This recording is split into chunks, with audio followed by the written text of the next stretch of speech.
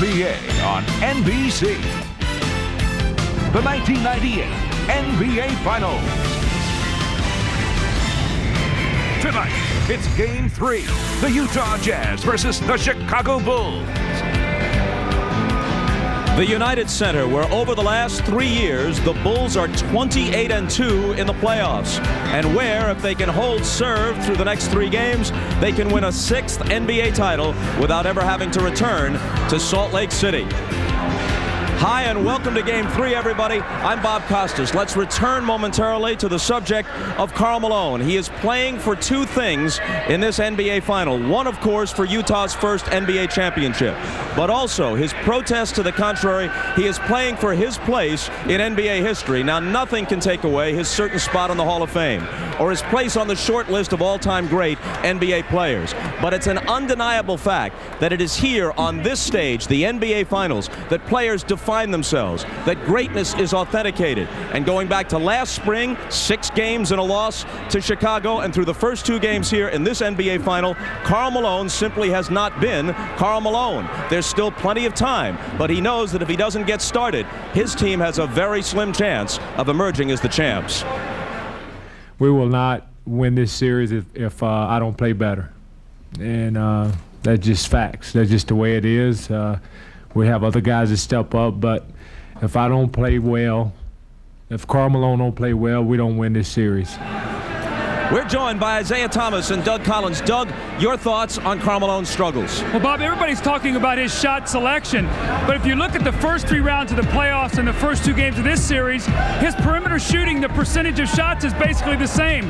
The difference is he shot 42% in the first 3 rounds, and in the first 2 games, only 14%. He got good shots. In Game 1, he shot only 9 of 25, but after that game, he said, you know what, I have to keep shooting.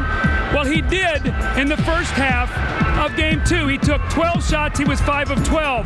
But come the second half, only 4 shots, 0 for 4. Now, he's the star of this team. He's the guy they go to. Bob, he must work hard for his shots, but more importantly, he's got to keep shooting. And Zeke, how about this contrast? While Malone was hoisting only 4 shots in the second half of Game 2, Michael Jordan, himself shooting under 50% for the game and for the series, was nonetheless taking 20 shots in that half alone, exactly half of all the shots put up by his team. Bob, Utah must find a way to stop the big 3 of Chicago. And when you talk about the big 3, you're talking about Pippen, Jordan, and Kukoc. Their size and their length enables them to get inside and get great low post position over their defenders. Their athleticism makes it easy for them to jump over. And when they don't double team Jordan in the low post, he's able to do what Karl Malone is not able to score. Now, when they bring size, that leaves the middle open for penetration, and Pippen goes in for the easy dunk. Jordan, Pippen, Kukoc, the big 3, when you look at their numbers, they got 75% of the team's points, but more importantly, 75% of the team's shots. Now, you're not going to stop Jordan, but if you're Utah, you must find some way to contain Pippen or Kukoc. Bob? Well, Zeke, Game 3 is just around the corner. We'll have the starting lineups and the opening tip from the United Center right after this.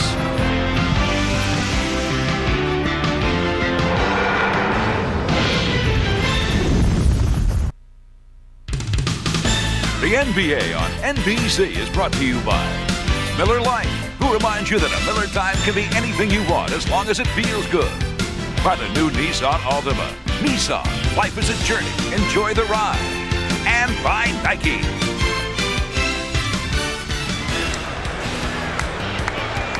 For tonight's opening lineups, here's the familiar voice of Ray Clay. Good evening, ladies and gentlemen. The Chicago Bulls welcome the world's greatest fans to the United Center.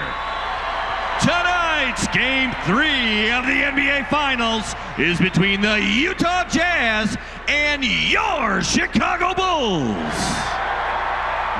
Now, fans, let's meet tonight's starting lineups. First for the visiting Utah Jazz, at 1 forward from Long Beach State, 6'7", Bryon Russell. At the other forward, 6'9", out of Louisiana Tech, Karl Malone. At center, 7'2", from Kansas, Greg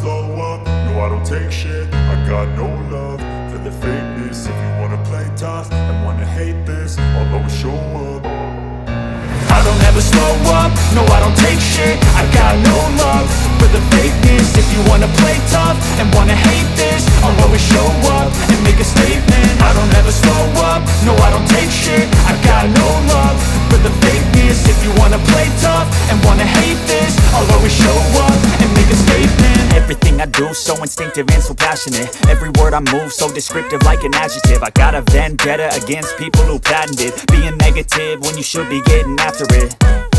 I got facts over tracks, this and that. Spitting slow, spitting fast. I could roast, I could gas. Think I'm okay at last, but I don't know if that can erase all the past. And the pettiness, a reflection of the emptiness. Hilarious, you think you're worth my time, you're delirious. Mysterious, because you hide behind a fake exterior. Inferior, you know I'll always be a bit superior. Get off of me, this ain't no humble brag. I want you to hear words, you can say them back. I want you to feel free from the chains at last, and to believe in what you got, it was built to last, yeah.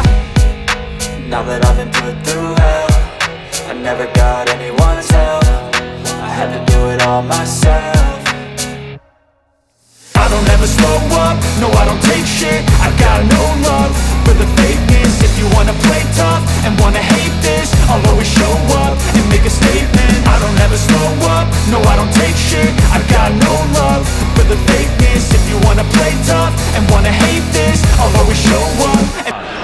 Thanks, Bob. Michael Jordan told me there was good and bad about winning the game the other night. He said the good was the fact, obviously, that they won the game. The bad was it could be like fool's gold. All of a sudden they get too confident and get run out of here tonight. He said he doesn't think that's going to happen because they still feel like they are the underdogs. In terms of home court advantage, he said doesn't matter. They just want to win 4 games no matter where it is.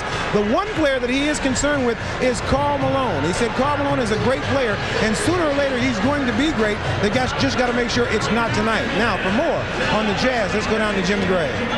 All right, thank you very much, Ahmad. Well, the Jazz are going to start Greg Ostertag tonight, and the reason Jerry Sloan is going to do that is he wants his size in the game. He wants him to clog up the middle. He wants him to try and block some shots. He also knows that Greg Foster was very ineffective defensively in the first couple of games, just 2 points in his first 2 games. So Ostertag is going to guard Luke Longley, and Karl Malone now will go out on Toni Kukoc. The problem with Greg Ostertag, why he didn't come out for the starting lineups, he's having problems with his contact lenses, and he hasn't been able to see very well. So he may come out for Greg Foster shortly into the game if he can't correct that problem. Bob? Jim, thanks a lot. In just 7 minutes of Game 2, Ostertag scored 7 points and pulled in 3 rebounds. The officials are Hugh Hollins, Dick Bavetta, and Ronnie Nunn. Bob, early in this game, Jerry Sloan wants to disrupt the timing and the rhythm of the Chicago Bulls offense. He thought they did whatever they wanted to do in Game 2 in that first quarter, and it set the tone for the whole game. Longley and Ostertag, each at 7-2, jump it up, and Jordan grabs it for Chicago.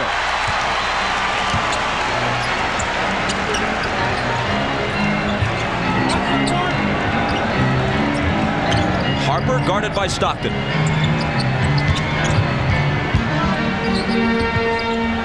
Kukoc with 6 on the 24.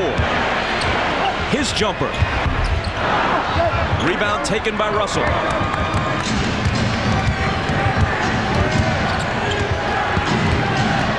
Malone wastes no time and hits the jump shot. Prior to that, through the first 2 games, he'd hit 3 more jumpers than a dead man. 3 of 22, but he starts out by connecting on his first one tonight.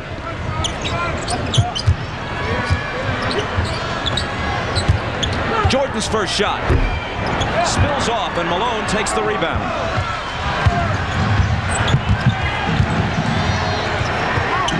Hornacek, who scored 20 in Game 2, hitting 7 of 11. Malone, 2 of 2. See, the thing that I like what Karl Malone has done, his first shot came from inside on the post. He was able to get inside, get the easy shot. That gave him confidence, and then he stepped on the perimeter. You go inside out, not outside in. Hornacek opening on Jordan, who finds Longley, who was fouled on the run. Could have been a three-point play, but the shot fell off. Early offense from Utah. You see Malone on that low post block. Inside reverse pivot, he squares it up, and Isaiah said he hits the little medium-range jump shot, which gives you a lot of confidence. So he comes right back, and more importantly, Isaiah, no hesitation. Squares it up. Those are exactly the same shots he got in Utah, and he's already buried his first two shots. Now what Malone must do, Doug, is stay inside. Don't get baited into taking the outside J. Use the outside J to open up the inside game. See, Bob talked about being 14 of 41, 21 and 16 points. Normally he averages about 28.5 in the wins in the playoffs for the Jazz. He needs a big day like that today. And he's a 53% shooter for the season. That last foul was on him. Now the pass inside to Ostertag, who was shoved by Pippen. Scottie Pippen is guarding Ostertag, and he's roaming around. So Ostertag is going to have to do two things. He's going to have to get underneath the basket and either get an offensive rebound or make himself available out of the double teams and jump up and dunk the ball. Russell to Stockton, who had 24 in game one, held to 9 in game two. His drive and a little flip shot went fall.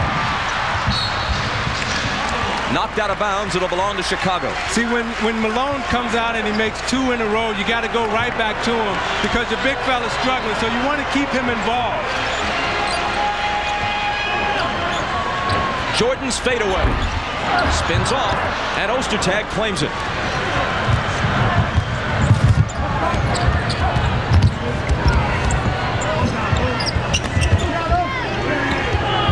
Ostertag, low post against Pippen, muscles in on him, misses, can't hit the tip, and Longley clears it. Pippen, pull up three. Back tap by Kukoc, and there's another offensive rebound as we go back to part of the storyline of the first two games in Salt Lake City. The Bulls all over the offensive glass. Malone bumped Jordan, no foul. He back rims the jumper, and here comes Utah. 3-on-2. Stockton to Malone, threw it behind him. Now John recovers. A rare errant pass from Stockton. Well, Stockton was upset because his big man had a dunk, and he would have been 3 for 3. He took away an easy basket. He's 3 for 3 anyway as he slices through the defense. Meanwhile, Jordan is 0 for 3. See, Malone's mindset right now is attack. You see everything is going to the basket, not fading away shooting jump shots.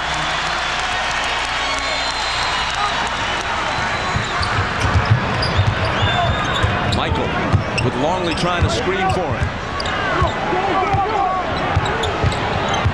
Spins around Hornacek and hits off the glass. He had to work awfully hard for that basket, though, Bob, and we're just barely starting this game. If they can make him work that hard, fatigue could be a factor. Hornacek comes off the screen and misses. Rebound Harper.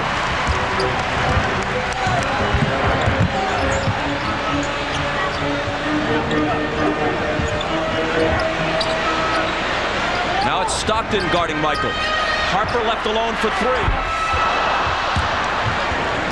And back comes Utah with a 6-3 lead. Presence of Ostertag, 2 defensive rebounds here to start the game. Malone bouncing it to nobody in particular, and Kukoc picks it up.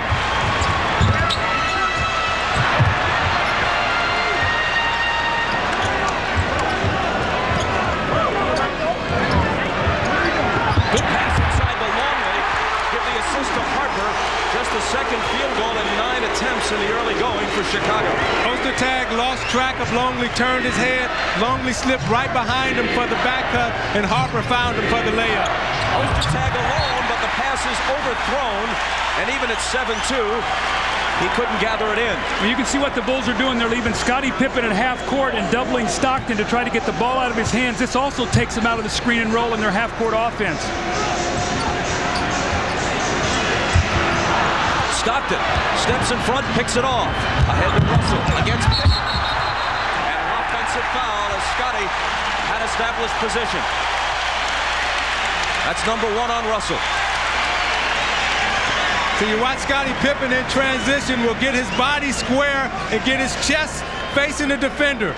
Russell crashes right in. One of the things to watch for in this game, Scottie Pippen guarding Ostertag puts him underneath the board. Now he can rebound and advance the ball quickly, and they should get easy fast break opportunities. Hornacek fouls Jordan.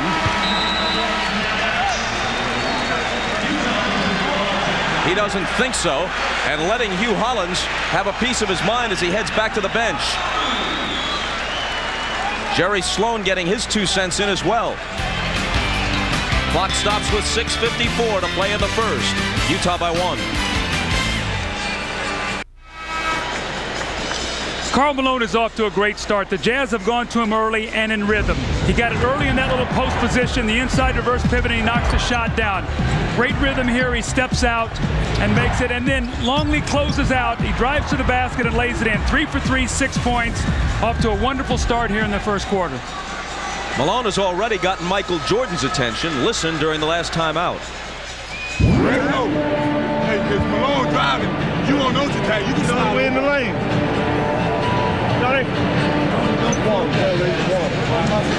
Jordan is telling Kukoc to slide in front of Karl Malone when he's driving down the lane. But Toni Kukoc is saying, hey, Malone's a big guy. I don't know if I want to sacrifice my body and get in front of him.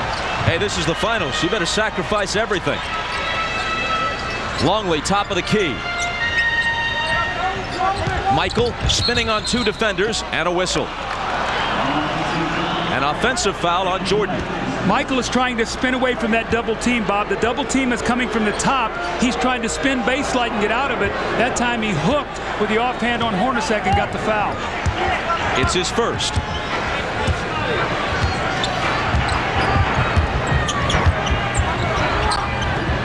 Malone again. Squaring up over Longley. 4 in a row. The rhythm, no. He's catching it, Isaiah. He's taking his time. He's not in any hurry. And you know when you're a little bit of a slump, you hit those first couple shots, that basket gets real big. He's deep in the post right now, which really helps him. Pippen returns it to Harper, and he travels. During the last timeout, Ahmad tells us that Phil Jackson warned his players that Karl Malone is an entirely different player tonight, apparently. He's being aggressive, and you've got to be prepared to take the charge. But, man, he comes in there with about as much power as one of those Harleys he likes to ride. Good luck taking the charge. Malone, this time he drives. Same result, though. Whether it's to the hoop or from the perimeter, he's 5 of 5. What a difference 48 hours has made.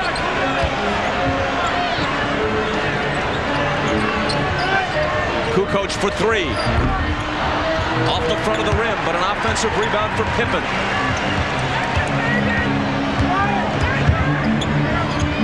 Longley traveled with it. He had an open shot, thought better of it, and then walked. Malone started the game out here. Same inside reverse pivot. Longley's got to give him some distance because of his quickness. Knocks the shot in. Now when you knock it down, what do? You better close out and you better play him. So a little pump fake. He attacks that weak side foot of Luke Longley. Easy layup, no weak side help. You're going to see Dennis Rodman in the game right now. He's going to try to cool him off. But Isaiah, as you know, once a guy gets started, it's so hard to come in and play defense on him. And Doug, the great players, you know they're not going to struggle 3 games in a row. They may have a bad 1, a bad 2, but very rarely do they have a bad 3. Longley stays in. It's Rodman for Kukoc. It's Russell from the outside. It's too long. Jordan got a hand on it, and Longley eventually claims it.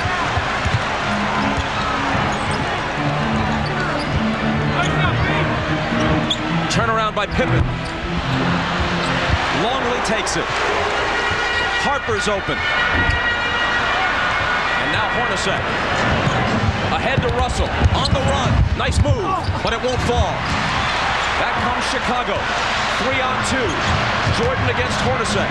Gives it up to Pippen. And that cuts it to 10-7. Actually, it's Karl Malone 10 and Chicago 7. And although his team leads by 3, Jerry Sloan has to continue to be displeased with Chicago's dominance of the offensive glass. Stockton becomes the first player other than Malone to score for Utah. Little adjustment there on that screen roll. They went to a double high and allowed Stockton to come off where they couldn't get the weak side rotation. Michael into a crowd. Can't finish it, but he was fouled. It's Ostertag, and it's his first. NBA.com is at the NBA Finals, providing complete coverage of the Jazz and Bulls. Log on now to join a live cybercast with NBA and WNBA stars, or enter the NBA.com arena for same-night video, audio, and photos, live post-game press conferences, and more. You can also send an email to your favorite player, or guide the controllable NBA.com to capture the camera angles you want to see live from the arena. Or perhaps all that is too much work for you and you'd just like to sit in the recliner and watch the game. Either way, the option is yours. Now Utah's gotten off to a great defensive start. The Bulls are only 3 of 13. That's what Jerry Sloan was looking for, but a little bit better defensive rebounding. Rodman on Malone. Here's Hornacek's J. It's too long, and the rebound is taken by Rodman. Longley inside. Blew it. Back comes Utah. A gift too, and he gave it up.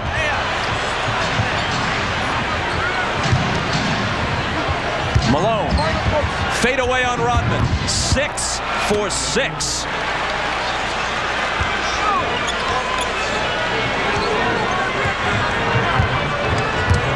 Talk about having an answer for the doubters. What a first quarter for Malone. And it's going back to Utah. Now you watch Malone in the post against Rodman. You see how he gets him deep and he gets Rodman on his back. That's the key to post-up play. You got to get the defender on your back. Now you can turn around and take the easy fadeaway J. The ball back to Utah on the offensive foul against Pippen.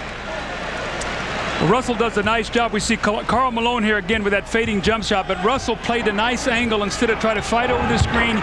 He went to a spot and he ran, and Scottie ran right over the top of him. Malone hands it to Eisley. The reverse won't drop. Jazz leading it by 5. Longley against Ostertag with the hook. See, I like that, though. He missed a layup. They came right back to him and gave him another opportunity to get his confidence back. See, I like the fact that Ostertag's in the game, that Jerry Sloan had enough confidence to play him. He's only been averaging 12 minutes in this series. Hornacek into the lane. Wild shot, no good off the glass. Ostertag trying to follow, knocked away from him. Eisley takes it from Harper. Malone wants it. Drops it off for Ostertag. And finally it's Longley who clears the boards with Ostertag protesting that he was fouled.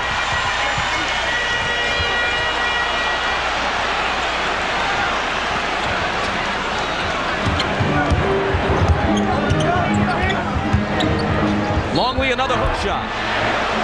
And he was fouled on this one. Ostertag picks up his second. And we step away. Now, Jerry Sloan made the decision to start Greg Ostertag. The centers thus far have been taken out of this series in game 1 and 2. They tried to go to a smaller lineup and keep up with Chicago's speed. But Greg Ostertag was very important to them in the conference finals, and he's coming up big here tonight with 5 early rebounds. You don't need him for scoring. You need Ostertag for rebounding and shot blocking. Now Foster must come in and supply the same. And we go to Jim Gray. All right, Bob, Greg Ostertag is having a problem with his right eye. At the end of the pregame warm-up, he was poked by one of his teammates. His contact came out. It scratched his pupil a little bit, and it's dilated, and according to the doctor, he's just having a little trouble with his vision. He will be able to return to the game. Right now, they've taken it out to watch the pupil for just a little bit. Bob? Thanks, Jim. 1 of 2 for Longley, cutting Utah's lead to 2. Look at this. The rest of the team has hit 1 of 12. Malone a perfect 6 for 6. They're trying to get it to Karl. Now it's Hornacek. Jordan on him. Longley comes over with help. Eisley with 4 seconds to shoot. Eisley has it blocked by Harper, who continues his outstanding defensive play. Longley on the run. Trying to get it to Michael, and they cough it up with Hornacek the beneficiary. Russell pops free. and misses a wide-open three-pointer. Looks like Luke Longley's making a conscious effort to try to beat the Utah centers up and down the floor. Michael in traffic. Deals to Kukoc and now Longley. The bounce to Kukoc on the return, and he lays it in to tie the game. That's his first basket. Kukoc had 13 points in game 2, all of them in the first half. Not such a quick start for him tonight.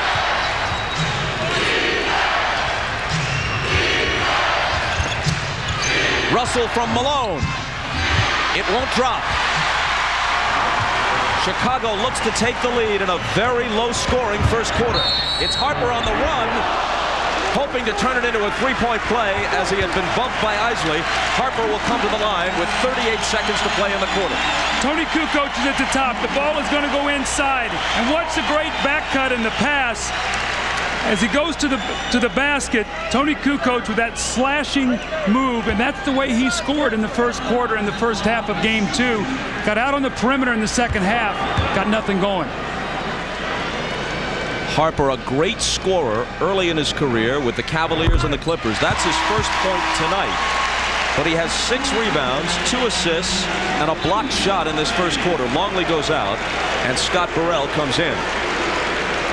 We really got to keep our eye now, and when you start going to the benches, it's been Utah's advantage in the first 2 games. Chicago's bench must play well here today. One of 2, but Kukoc is there to turn it into a three-point trip down the floor. And a three-point Chicago lead. Malone, sandwiched by 2 defenders. Off to Russell, and now Hornacek. Can't tie it. 20 seconds to play in the quarter. They've got some great shots, Bob. They just can't make a shot right now. Chicago's on an 8-0 run.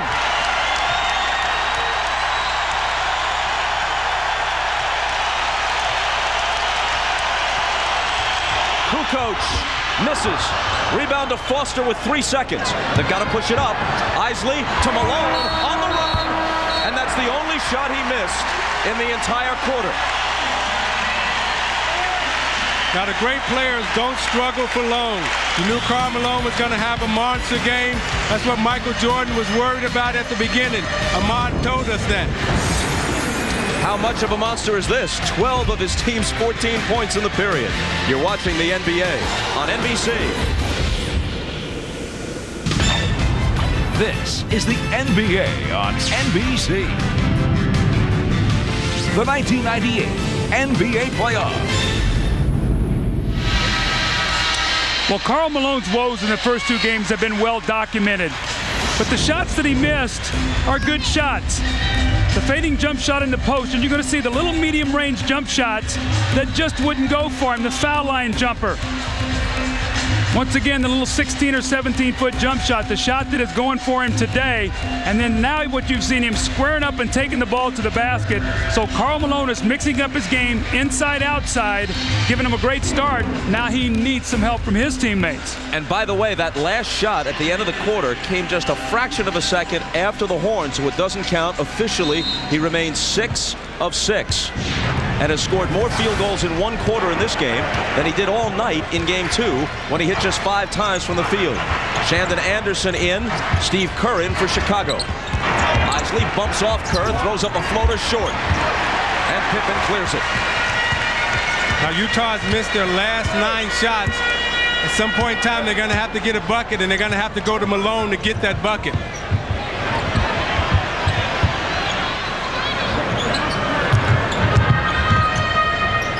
Rodman turns. His shot is blocked partially by Malone and taken by Russell. Jordan begins the second quarter on the bench for Chicago. Malone with Rodman on him.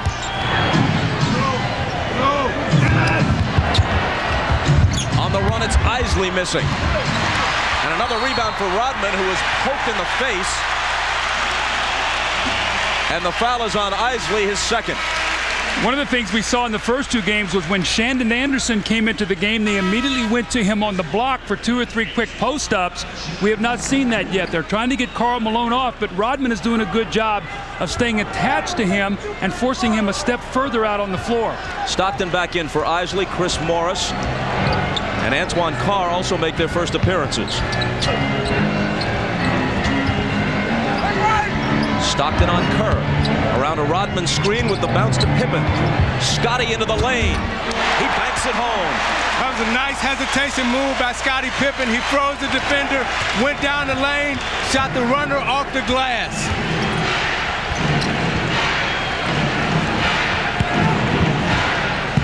Rodman has Carr. Kerr on Stockton. Carr with the jumper. He backrims it, and Chicago returns with the ball, up by 5 all of a sudden. And Stockton fouls Kerr. Now you watch Scottie Pippen here on the penetration. Watch as he hesitates there, freezes the defender, forces Stockton to go back to Kerr, and runs and shoots the one-hander off the glass. This is a dangerous time for Utah right here. They have no scores in the game. They've missed their last 11 shots. And look for Chicago to go to Pippen and Kukoc.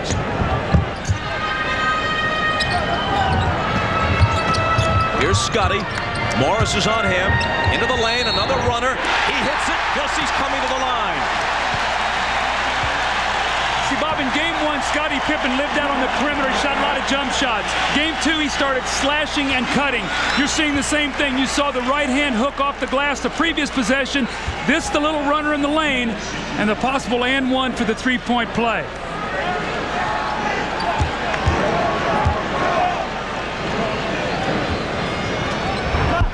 That's the first free throw Pippen has missed in this series. See, with the Jazz shooting 1 for 19, other than Malone 6 for 6, Stockton is back in earlier than he's normally into the game. Normally plays Eisley longer. Realized he needs him back out on the floor. Shandon Anderson against Burrell. And he finally puts an end to a long Utah drought. Isaiah, that's the play that I was talking about that they went to in game 2. Went right to Shandon Anderson when Malone was out of the game. Contact away from the ball and a Utah foul.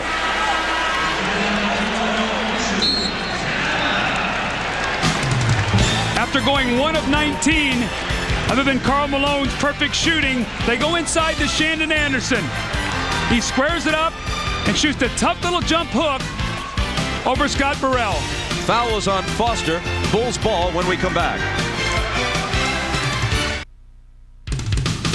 The NBA on NBC is brought to you by Budweiser. Now is the perfect time to enjoy a fresh, cold Beechwood aged Budweiser. By Jeep, makers of the Jeep Grand Cherokee, and Wrangler. And by Pizza Hut, home of the new Sicilian pizza. Can you handle it? Our overhead shots are from the Goodyear Blimp Stars and Stripes, based in Pompano Beach, Florida. This year, Goodyear is celebrating its 100th anniversary and the 73rd consecutive year for its blimp fleet, which is kind of an oxymoron because no blimp is fleet. Here's Shandon Anderson on the post. You see 2 guys lifted to give spacing. He's going to come right to the post and post up Scott Burrell. And it's been a good matchup all series for the Utah Jazz, and they're going to need Shandon Anderson with everybody else on the floor struggling other than Karl Malone. You see the numbers on Shandon Anderson, the NBA Finals, shooting 58%, averaging 9 points. So he's doing a very, very good job out there, giving him some much-needed offense. As he did against the Lakers in the conference finals. Chicago ball as we resume, and here's Kerr's jumper. He really hasn't found his touch in the finals yet. Stockton pushing it back the other way.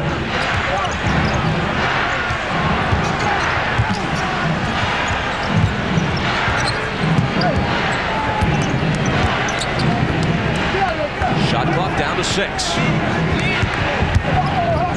Anderson's pass intercepted by Kukoc, who flips it to Pippen. Scottie on the move, dishes to a wide open Burrell. And Foster claims it for Utah.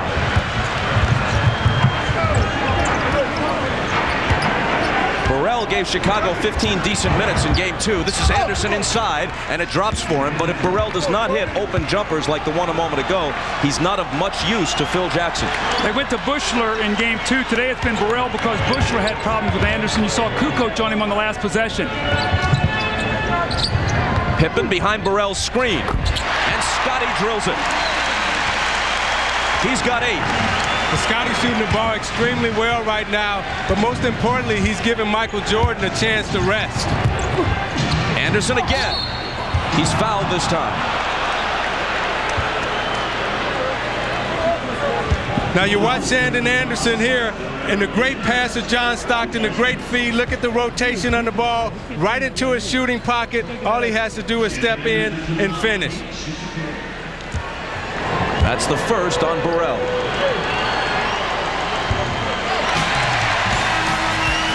Wednesday at 9 Eastern, 6 Pacific on NBC. It's game 4 from right here at the United Center. The Jazz and the Bulls. Game 5 will be Friday. And a week from tonight, game 6 back in Salt Lake City, unless someone wins 3 straight here. Under the 2-3-2 format, this is the 14th year of it. No home team has ever won the 3rd, 4th, and 5th games in succession. But 2 road teams have. Kukoc. And a whistle as 3 defenders surround him. Isaiah, your Pistons in '90 did it at Portland, and Michael Jordan's Bulls in their first championship a year later did it to Magic Johnson's Lakers at the Forum. Bob, I think game 3 in the 2-3-2 series is the most pivotal game. It used to be game 5, but game 3 gives you the psychological advantage if you're able to win that game at home or on the road. Bob, they're going to rule this was a non-shooting foul that Greg Foster grabbed Kukoc before he could get the shot up. Now, Foster's being very aggressive. Now they're going to make it a 2-shot foul. I guess they've changed it, saying was it a flagrant? Well, the Jazz are now over the limit. Okay. That's their 15th foul already. Less than 4 minutes into the period. Meanwhile, Chicago has only 1 team foul. The referees were talking and said it wasn't a 2-shot foul. They did not realize that it was in the penalty also. So now Chicago will shoot the rest of the way. Malone back in, Jordan back in. Foster out with 2 fouls. Rodman out, Longley back in. For those of you scoring at home.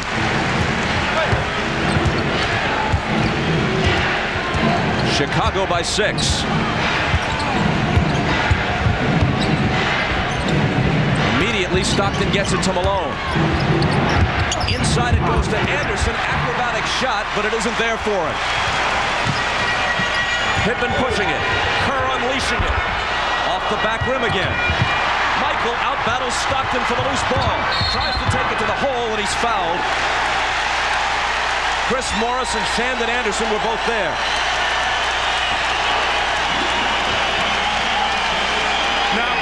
Shandon Anderson, who's getting off, and who does Chicago go to? Okay, Michael Jordan, I'm going to fight you in the post. I'm not going to let you get it. Shandon concedes. Okay, I'll back out, and I'll let Malone have it. The bull stopper is Michael Jordan, chasing him on defense, and then on the other end, out-battles Stockton for the loose ball, and there he is on the free throw line. You look at his game time rest, but the actual time that he had was close to 9 minutes of rest for Michael Jordan.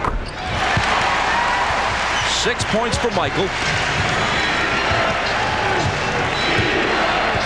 And an 8-point Chicago lead. It's the biggest lead for either team. Malone fakes and drives and draws the foul. Well, he had the open jumper, but decided to take it into the lane instead. One of the adjustments that Utah has made is they're not running much wing screen roll. They're doing more high or side screen roll, Isaiah. And what it's forcing Chicago to do when they help, Malone now has been able to step back. He's catching the ball. Now he's driving the ball to the basket. So the adjustment they have made is to run a little bit more high screen roll or screen roll in the center of the floor. The foul on Longley was his first.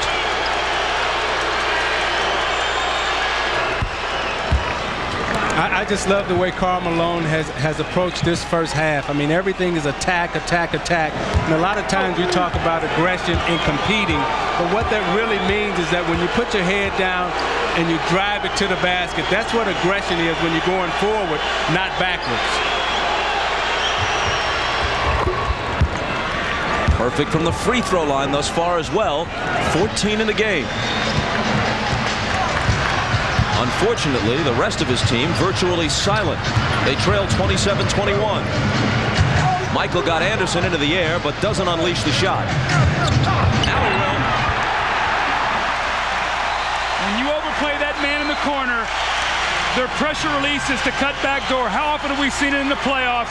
Luke Longley makes that beautiful baseline bounce past either Pippen, Kukoc, or Jordan with the powerful finish.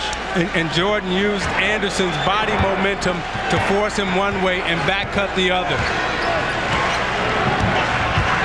Stockton on the move against Kerr. Now Malone into the lane, trying to dish it off to Carr, but the Bulls break it up and steal it. Pippen from Michael. Loose ball battle, Scottie to the floor. Anderson finally comes up with it. Stockton. Inside to Morris, and the assist for John. As you know, the all-time NBA assist leader, led the league in assists 9 consecutive years, eclipsing Bob Cousy's record of 8.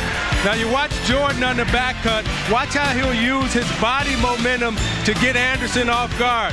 He pump fakes him right there, and he'll slide to the corner. Anderson overcut. Oops, I'm gone. Back cut, dunk. You take another look at it, you see him go away, the bounce pass, the feed, the dunk, and you're watching the NBA on NBC. The dynamic duo, no, not Batman and Robin, Jordan and Pippen.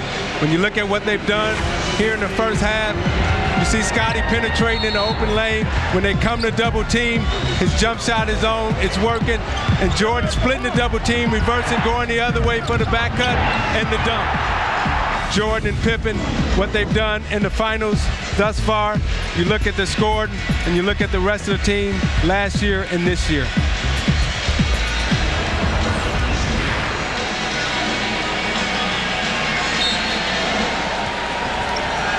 Well, certainly their balance in this game is a whole lot better than Utah's, where Malone has been pretty much perfect and the rest of the team's been out to lunch. Kerr for 3, and he still can't find his touch. That was a set play out of a timeout. Michael Jordan came over the top of a screen, stopped and screened Stockton, knowing he was going to bump him on the cut, and Kerr just stepped back. Now Steve is going out of the game. That was a set play to try to push this lead up to 9 points. Kerr's shot won Game 6, the clincher against the Jazz here a year ago. He really has been off with his shooting through the first 2 games plus in this year's final. Malone from Stockton. Offensive foul, takes it away, wave it off. That's number 2 on Karl. I can't believe they're waving this shot off. I thought Malone had released this ball. This is a real tough call here. It's a beautiful screen roll. You see the pass. Wow, that's a tough call. I think Scottie Pippen flopped on that one. Jordan at the other end gets the 2 for Chicago. What a bad turn of events for Utah, struggling as it is. Malone's basket negated. Jordan immediately comes back and sticks one, giving him 10, and his team an 8-point lead again. Now a Chicago foul. It's on Longley, his second. Luke played only 17 minutes in Game 2 because of foul trouble throughout, and eventually did foul out.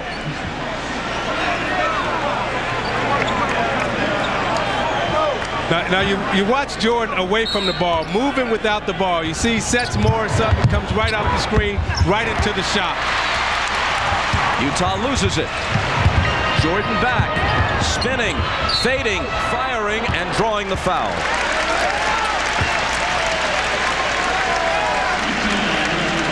Shandon Anderson's first.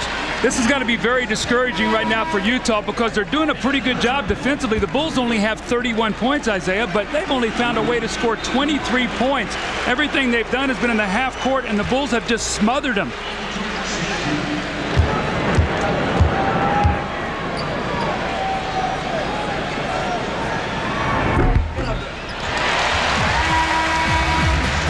You look at Jordan in Game 1 and Game 2. Although he's getting up a lot of shots and he's getting a lot of attempts, the most important thing for Michael Jordan to watch is the free throw line. In Game 1, he was 6 of 8. Game 2, 9 of 10. Let's see how many free throws he's able to get in this game. Neither one of those was clean, but he bounces them both in. He's got a dozen. Shooting just under 44% from the field through the first 2 games. Ostertag is back into the Utah lineup. The ball is kicked, and that gives Utah a fresh 24. Scottie Pippen is so quick. He's in the middle of the floor. He's trying to get Stockton, push him to the outside, and he's quick enough to get back to his own man. Stockton couldn't prevent it from going into the backcourt. And that was because Scottie Pippen faked like he was going for the passing lane. Stockton reversed it, and they made the pass, and he went backcourt. But see, with Pippen guarding Ostertag, it gives him a free pass to roam around. Chicago trying to add to the game's biggest lead. Jordan can't. Kukoc has the loose ball, and Chicago has a 12-point lead. Continuing to crush the Jazz with offensive rebounds. Now they trap a little bit. Stockton breaks it with the dribble. And Utah asks for time. 4:51 left in a first half in which every Utah player other than Malone has pretty much been blanked.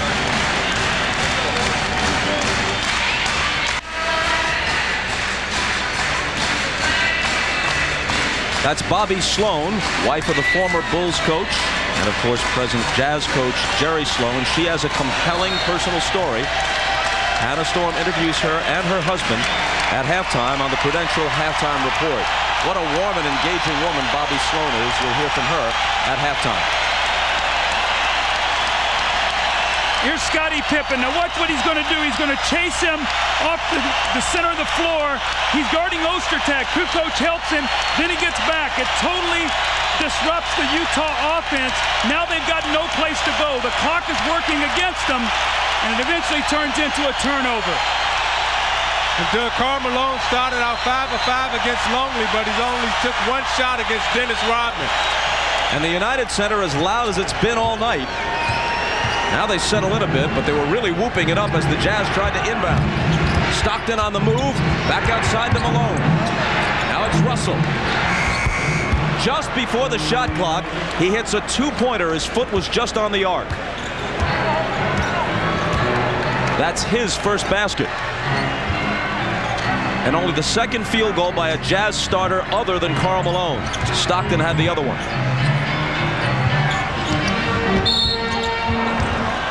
Offensive foul on the Bulls, giving it back to the Jazz with 4:17 to play in the half, and Utah down 10. Rodman is hit with his first.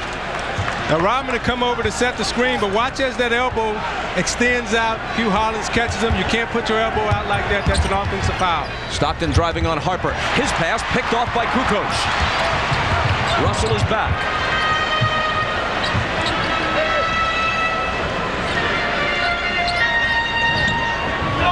Michael against Hornacek. Ostertag with the help. The bounce in the lane. Harper at first couldn't hold on to it. Now recovers and misses the shot. It's out of bounds. Off Chicago, says Ronnie Nunn. Chicago is doing a great job defensively. They will not let Stockton get to the middle of the floor. Isaiah, they're driving him to the baseline and smothering him with bigger players, giving him no passing lanes. And they're staying on his right hand because Stockton is a right-handed passer and a right-handed shooter, and they're forcing him to do everything with his left hand. Malone traveled.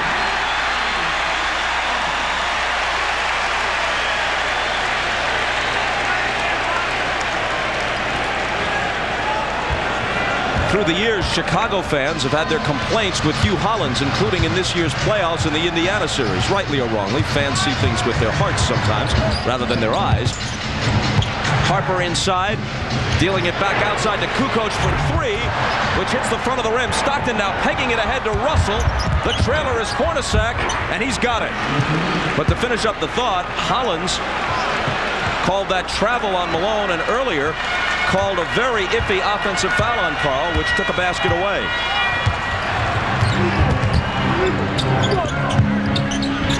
Pippen give the assist to Harper. Now Pippen signaled for that, and he got his feet set because he knew he was going to have to get it up quick because he knew Ostertag was behind him. A block on Pippen. Called by Dick Bavetta, and Scottie now has 3. Now you watch Pippen underneath, signaling for the basketball. Jordan to draw and kick it to Harper. They penetrate out. Now watch as he gets it. He's already set. He can go up quickly because he knows Ostertag is behind him in the shot blocker. And he gets hit right here, trying to take the charge, but they call the block.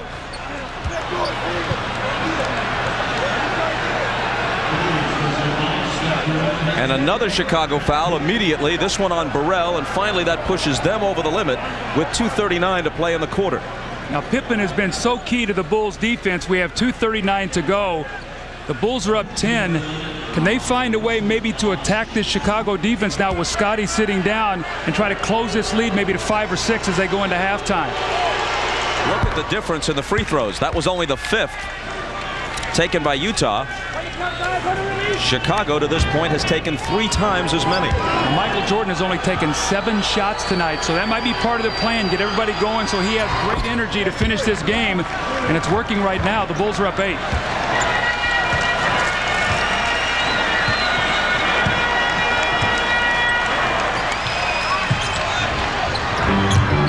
Jordan into the lane, and he gets the roll. He has 14. Chicago by 10 again. Stockton to Malone. Karl on the run, a little hook is an air ball. And Jordan protects the rebound. Rodman's doing an excellent job on Malone, taking away his driving out. A great catch by Kukoc. That was more impressive than the basket itself. He was able to maintain his balance and continue his move to the hoop after a very difficult catch. And now the difference is a dozen.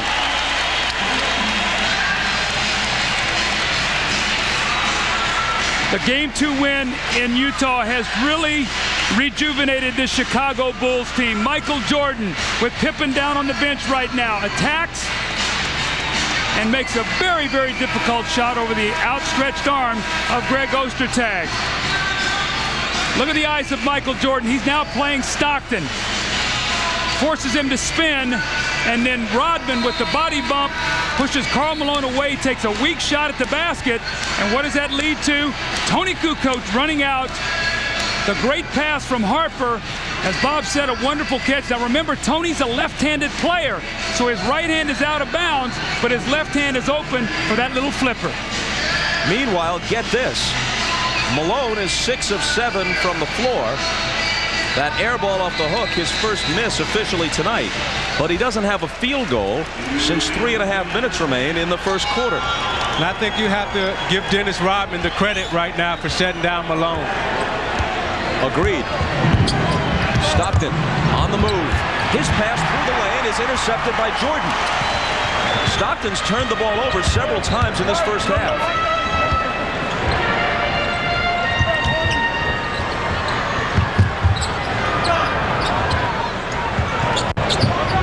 Kukoc looking for Michael and finding him. Spins on Hornacek to the left hand. An absolute beauty. Now Jordan went from side to side 2 times trying to get that basketball in the post. He wanted that shot. He worked for it, and he finally got the position that he wanted.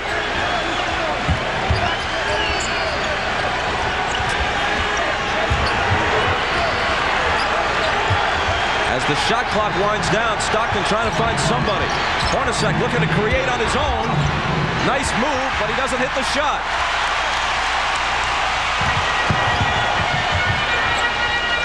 Harper bumps off Stockton and lays it in. Stockton looking up at the official, Bavetta, saying, hey, come on.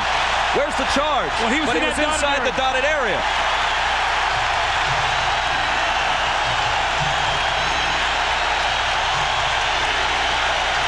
Last 40 seconds. Crowd roaring. Chicago by 16.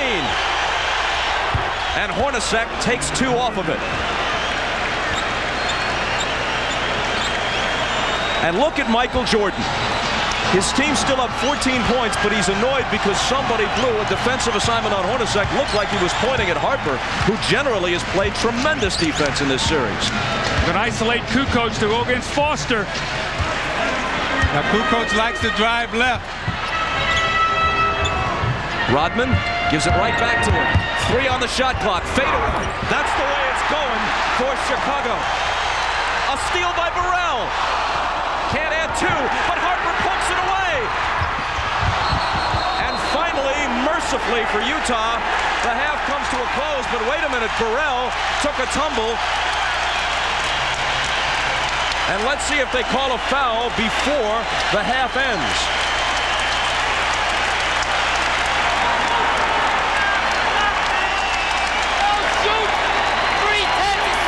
Can things go much worse for the Utah Jazz? Unraveling as the second quarter clock winds down. I think they're going to call a foul right here on John Stockton. You see Burrell makes the inbound steal. Harper knocks it out of his hands, takes a peek at the shot clock, and you see Stockton trying to block out Burrell underneath. And Dick Bavetta called the foul on John Stockton underneath. But see, that's a careless play. You throw away the inbounds pass, you get John Stockton a foul. And it's after Kukoc makes the great shot, now they're going to end up the half with 2 free throws. That's a terrible momentum play for Utah going in at half. Chicago has been stifling with their defense. Chicago by 18.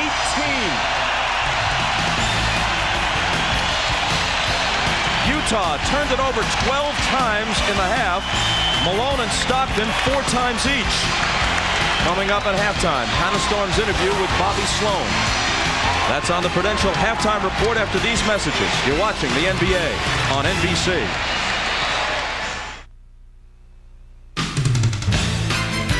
This is the Prudential Halftime Report, brought to you by Prudential, bringing strength and stability to America's families through insurance, healthcare, real estate, and financial services.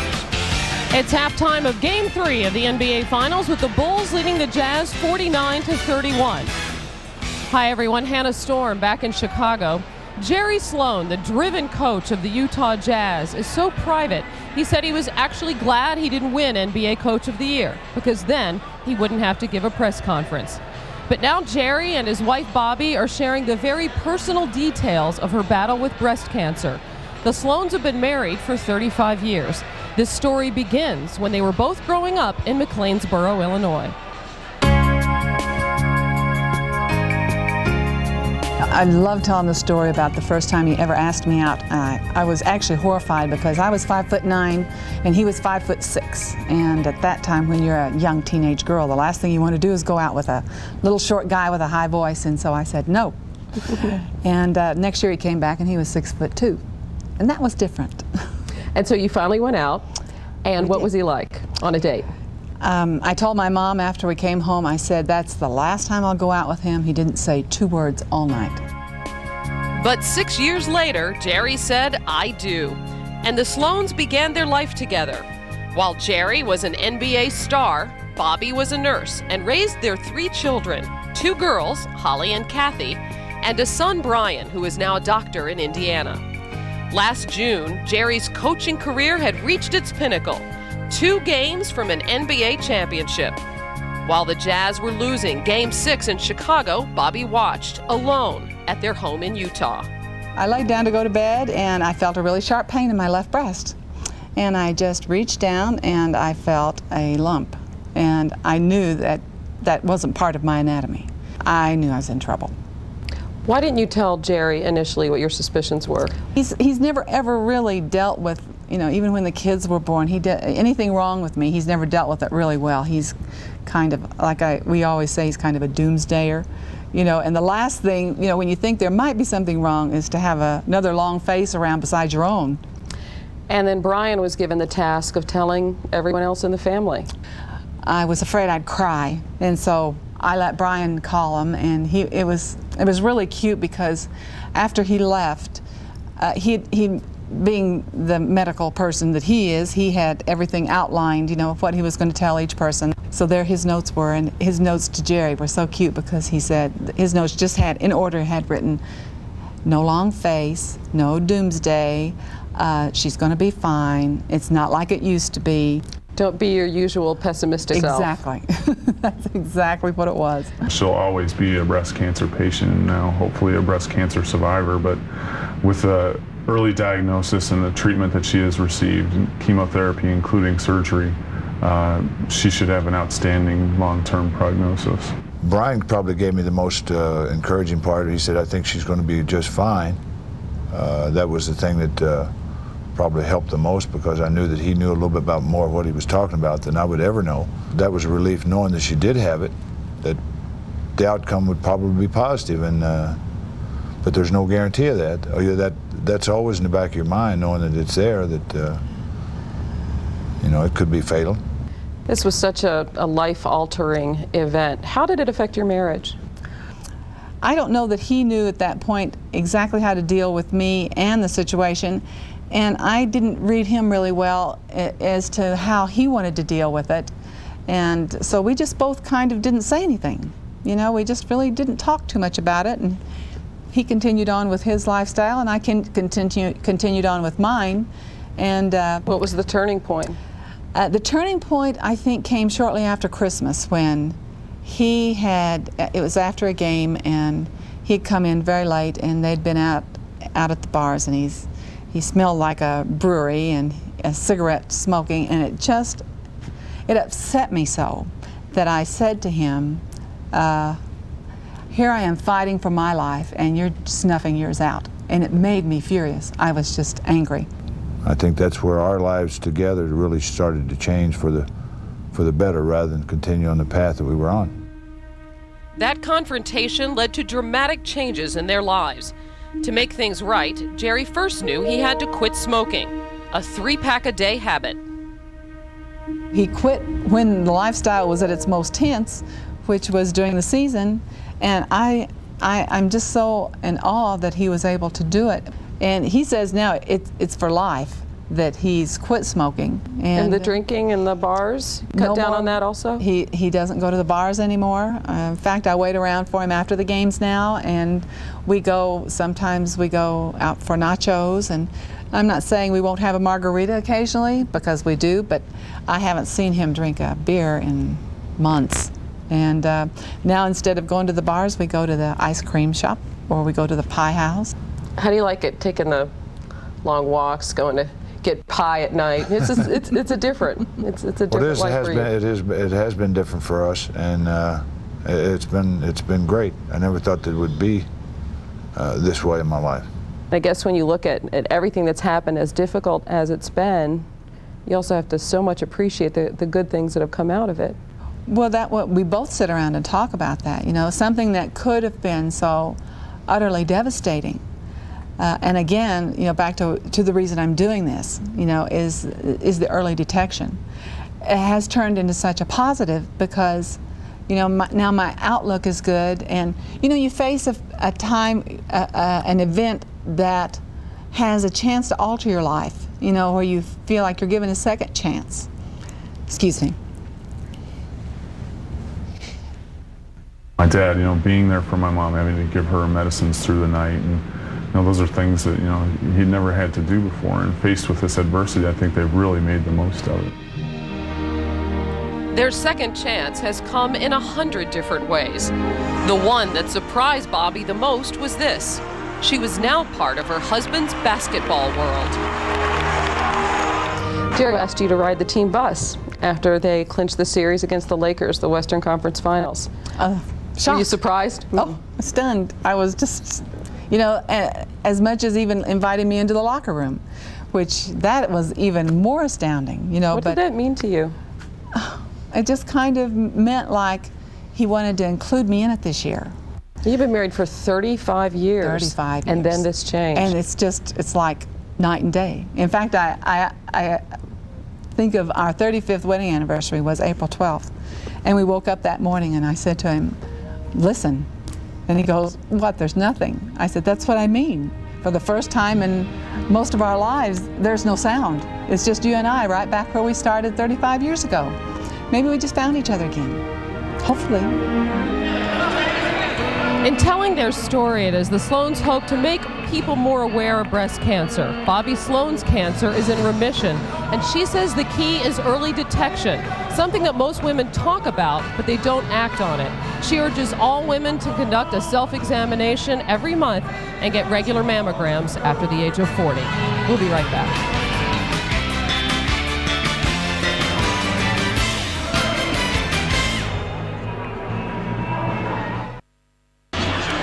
Facing an 18-point halftime deficit, Utah has to deal with these numbers. Karl Malone is 6 of 7. The rest of the team, 7 of 27. As we take a look at the rest of the Miller Lite halftime stats. Well, Bob, I wish I could tell you there were some good trends for Utah, but there wasn't. 12 turnovers that led to 12 Chicago points. Stockton only 2 points and 4 turnovers in Chicago. Kukoc, Pippen, and Jordan were terrific. 38 of 49 points, 78%. They shot 11 of 14 in the second quarter. And the free throws, they were the aggressors. And that's been the difference in the game. The stifling defense and the great play of the entire Chicago Bull roster. And when you look at Utah, it's been all Karl Malone. 6 of 7, 14 points. But the others must play well. They must shoot a little better and step up. You look at Karl's shot chart here, and if you look at the one miss that he has, it's against Dennis Rodman. He started off hard against Luke Longley with 6 of 6, and that one miss is against Dennis Rodman. He's got to do a better job of getting Rodman underneath the score.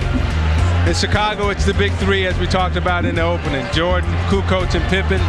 You look at the others with 11 points, but Utah must find a way to stop the big three. You see Jordan going inside. Interesting enough, has only taken one outside field goal attempt. Has been attacking the basket and has conserved his energy. If somebody told you Karl Malone would hit his first 6 shots and Utah would be down 18 at the half, you wouldn't believe it. Ahmad Rashad back at the United Center where the Bulls lead the Jazz by 18. Now at halftime, Phil Jackson told his team that they had great rhythm. Keep the rhythm going. Now defensively, he said that they're rotating extremely well. Karl Malone's doing the things that they want him to do, but he's just making a lot of shots. But the one thing they don't have to worry about, Karl can't beat him by himself. Let's go down to Jim Gray. All right, thank you very much, Ahmad. Well, Jerry Sloan wasn't very happy at the half. He told his team, you must develop some type of offensive rhythm. He says, we're totally out of sync. You must execute better. You got to shoot the ball better. Too many turnovers. Gave up too many second chances. He said, basically, guys, we need to improve in every phase of the game and just try and chip away at this. Bob? Thanks, Jim. To make matters worse for Utah, consider this. The Bulls, an aging team with a thinner bench than Utah, has essentially played every other day for 2 weeks. The only exception to that, dating back to Game 3 of the Indiana series, was the 2-day break between the 7th game against the Pacers and the 1st game in Salt Lake City, but then they had to travel. Finally, following Game 3 and before Game 4, they'll get 2 full days of rest at home. If they win this one and win it big, they could be hellacious coming back out for Game 4 up 2-1. Stockton's shot spins out to start the 3rd quarter.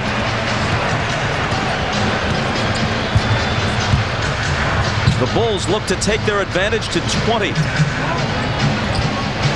Kukoc does just that.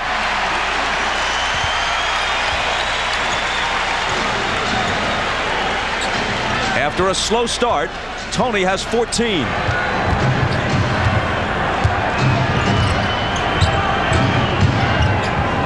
Hornacek looking for Malone, out of bounds to the Bulls. Chicago's taking them out of everything they want to do. They only ran 7 pick and rolls in the first half for 8 points. That was their bread and butter in Game 1. They can't get the ball in the post now. Chicago totally has them rattled on the offensive end. Their 13th turnover. Kukoc against Malone, and an offensive foul as Toni tried to push off. Now that was an offensive foul. The baseline official, Hugh Hollins, didn't see it, but the back official caught it because Toni pushed off with his right hand. You see, as he gets close enough, he gives Malone a shove. Now the baseline official can't see that, but Bevetta caught it from behind. Malone's jumper. He starts the second half with a miss. Kukoc.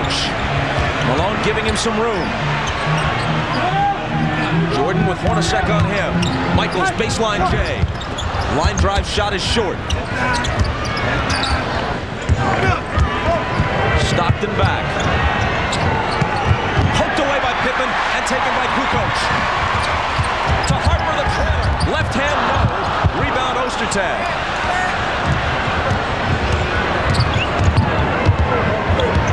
Utah has 14 turnovers, 5 of them by the usually sure-handed Stockton.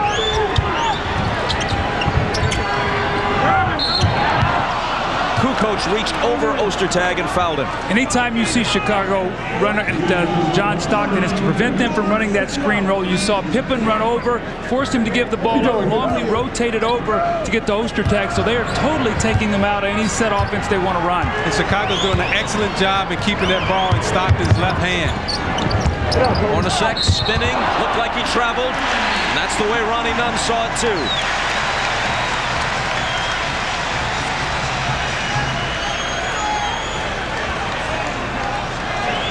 More than 2 minutes played in the third quarter. Utah still hasn't scored. I just read Jerry Sloan's lips and he said, we've got to pass the ball. We're trying to do too much off the dribble, and the Bulls are reacting with their great quickness.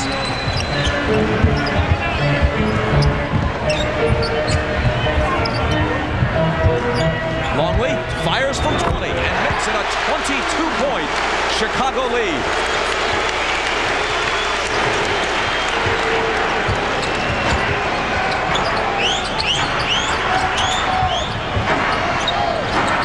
Pippen on Stockton. Into Ostertag. Mismatch with Harper, but he loses it. Their 15th turnover. Back comes Harper. Spinning around Stockton. Bulls going for the kill. Longley. Batted away by Ostertag. No goaltend despite Michael's pleas. Here's Russell. Malone. And finally Utah is in the scorebook almost 3 minutes into the third quarter. But even that play was an adventure. It took him a great extra pass to Malone. Scottie Pippen got back and looked like he tried to take the charge on Russell. Didn't get that call. Michael around Hornacek. Russell skies for the rebound.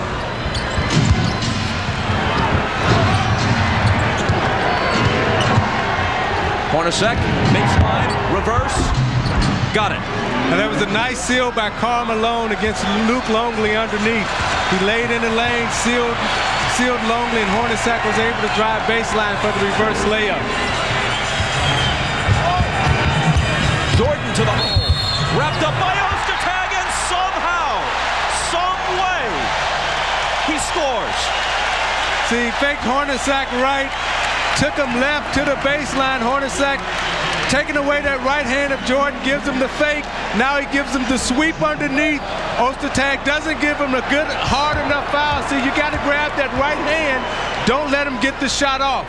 Here's a man 7'2" and 280 trying to wrap you up, and somehow you have the strength and the body control to get off a reasonable shot. Not a lucky shot, a shot that had a chance to go and did. 3-point play for Michael. 21-point Chicago lead. Ostertag from Russell. Longley stuffs him. Now he tries a jumper, and that's way short. Flat-footed rebound to Luke. Ahead to Pippen. Harper alone. Chicago by 23.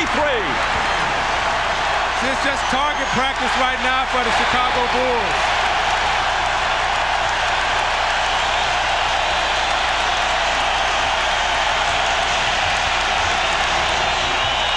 Lob for Malone. Try to muscle up. And finally he's fouled. See, Isaiah, one of the problems, you need Ostertag's size out there, but the problem is they're rotating and leaving him alone and then getting to him because he's not an offensive threat. So in essence, what they're doing is Scottie is roaming, and they're forcing them to go to Ostertag, and he just can't finish. And they're leaving Ostertag open underneath, and you saw very vividly right there that he didn't have the type of lift to get it to the basket quick enough. Malone has 17, but 12 of them came in the game's first few minutes. In both 96 and 97, as Foster comes in and Ostertag goes out. The 2 years prior to this one, the Bulls led the NBA in scoring. This year, even with Jordan claiming his 10th scoring title, Chicago was only 9th in the NBA in scoring. But their defense makes up for that. It's what assistant coach Tex Winter calls unleashing the Dobermans. They can just suffocate you. And to one of the best offensive teams in the league, that's what they're doing tonight in Game 3. Jordan's pass picked off by Russell. Kukoc trying to cut him off. He takes it all the way to the hoop, and Toni fouls him. See, the Bulls have the kind of players defensively, Isaiah. They can switch everything because they're all equal size other than Luke Longley out there. So when you screen down and come off a screen, a guy jumps out in the passing lane and takes you completely out of what you want to do.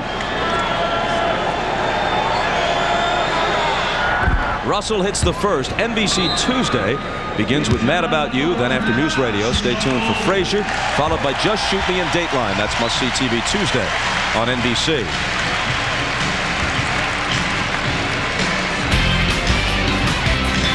Two close games in Utah, a runaway in Chicago.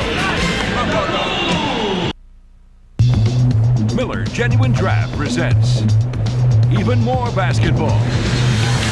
Now, Chicago's done an excellent job in forcing turnovers. You see they're keeping the ball in Stockton's left hand, pushing him left, forcing him to make tough passes. And their size and their speed, they're so active inside. You see Ostertag has a mismatch here in Harper, but Kukoc Longley is able to get back and tap it out of his hands. Chicago has the three things in the athletes that you can't teach: the size, speed, and skill. And in recognition of this look inside the game, Miller Brewing Company will donate $1,000 to the Thurgood Marshall Scholarship Fund. It's the Bulls delivering a supreme court performance tonight, up by 20.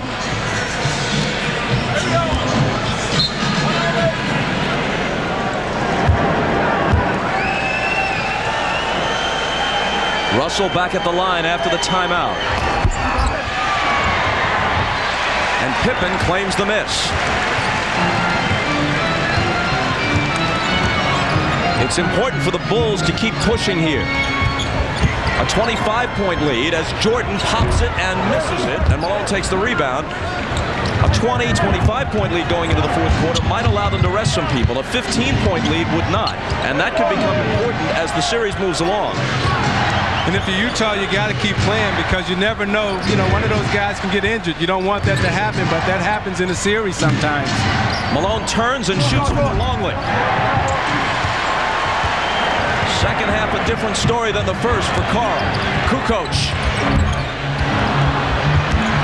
Harper trying to chase it down. They spill to the floor and Malone picks it up. Russell, unguarded, passes up the three, gives it to Hornacek. Now Stockton misfires on a three-pointer, and Kukoc will take it back the other way. It's almost like Chicago's got 6 defenders. It looks like Utah has a shot and someone runs him off the shot, gives it up to someone else, and someone else closes on him. And some of these Jazz players may be gun shy. Looks like they're bypassing open opportunities. Kukoc won't. He's such a tough matchup because you put a bigger guy on him, he beats you with quickness. If the big guy backs off of him, he makes the open shot. If you put a smaller guy on him, he posts you. Russell through a crowd, intercepted by Harper. Utah very ragged. Pippen behind the back. Harper picks it up. Now this is when a triangle offense just picks you apart right here. Jordan to Kukoc, but he juggles it into the hands of Malone. Stockton to Carl, who lays it in, but it won't count. Another offensive foul on Malone. Stockton gave that ball up a little bit too soon. He allowed Scottie Pippen to be back, and instead of making him play him where he can drop it off, you don't see this very often. Stockton gives it up, and now Pippen still has time to react. And he gets over. That's twice we've seen that today where Scottie Pippen has stepped in front of Malone and taken away a score. And Scottie Pippen gave up his body, what he was telling Toni Kukoc to do. And I saw Jordan walk back and grab Toni Kukoc and say, see, that's what I want you to do, is step in front of Malone and take the charge. As we move inside 5 minutes, here's Scott Burrell in for Toni Kukoc. Eisley, who's just returned, is guarding Harper. Ron tries the fadeaway, and Eisley fouls it.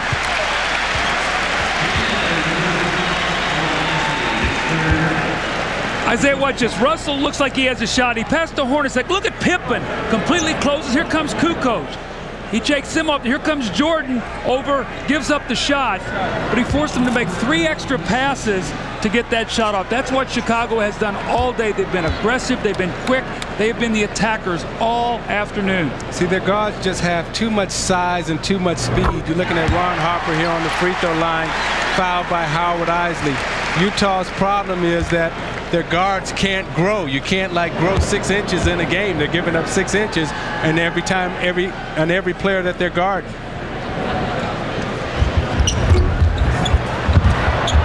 Batted out of bounds as Harper misses the second one, and Utah will have it. Harper has 6 points, 6 assists, 9 rebounds.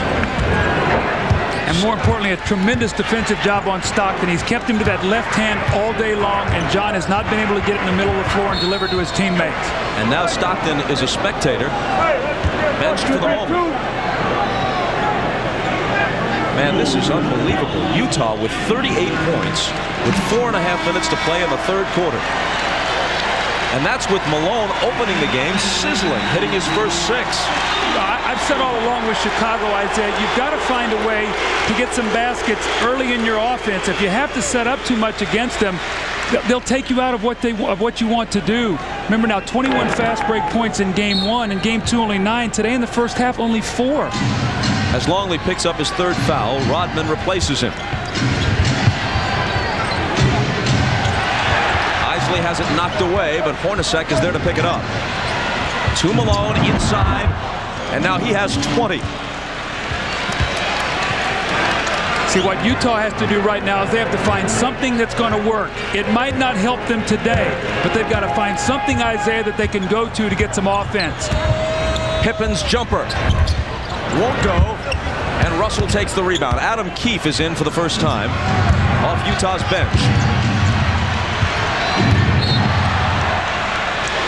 Ronnie Nunn says hold on, and he spots a Chicago foul. Now you watch Rodman battling Malone underneath. Neither one of these men are going to concede. Rodman's trying to do everything he can, so he fronts him. What does Malone do? He seals him, goes inside, makes the easy layup. Now this time, he's taking Dennis deep, and Dennis can't compete with Malone's strength underneath. You see he's in the paint, so he tries to knock him off, and he can't get him off.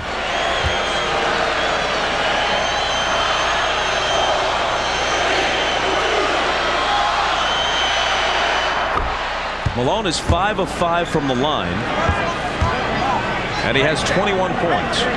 So your thought process right now for Karl Malone and the Utah Jazz must be, okay, we got our big fella going now. We got Karl Malone playing. He's in a nice rhythm. We got 3 chances to win here. We may not win here tonight, but we got 2 more chances coming up. So you got to keep playing and make the Bulls compete and expend energy. You may have heard the fans in the background counting down from 10, contending that Malone takes more than the allotted 10 seconds to release his free throws. Offensive foul on Ron Harper. He started to come over the top of a screen, and he grabbed Eisley, just threw him away, so he will pick up the foul. So here comes Utah down by 19. They trail by 18 at the half. Keefe from Malone. And back outside to Russell. Malone working on Rodman. Through the lane against him, and he traveled. That's the 3rd basket that Malone has had taken away. 2 on charges, 1 on the traveling violation. Now, Isaiah, the difference is Longley has to give him space because of his quickness. Rodman is right up against him. And they got him with the little extra half step there in the traveling violation. Pippen trying to make his way through some defenders and fouled by Keefe, his first. Utah's 3rd team foul. The Bulls are already over the limit. 3:20 to play in the quarter. Jordan into the lane, knocking it away is Russell, but he got a piece of Michael.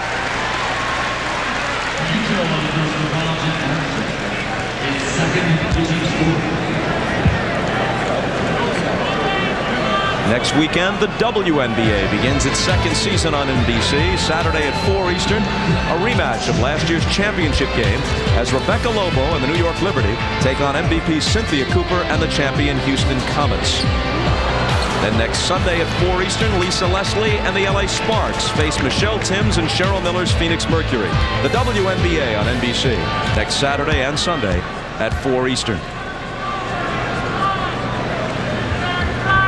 1 of 2 for Michael. 20 points. For the 32nd time in 32 career finals games, Jordan has scored at least 20.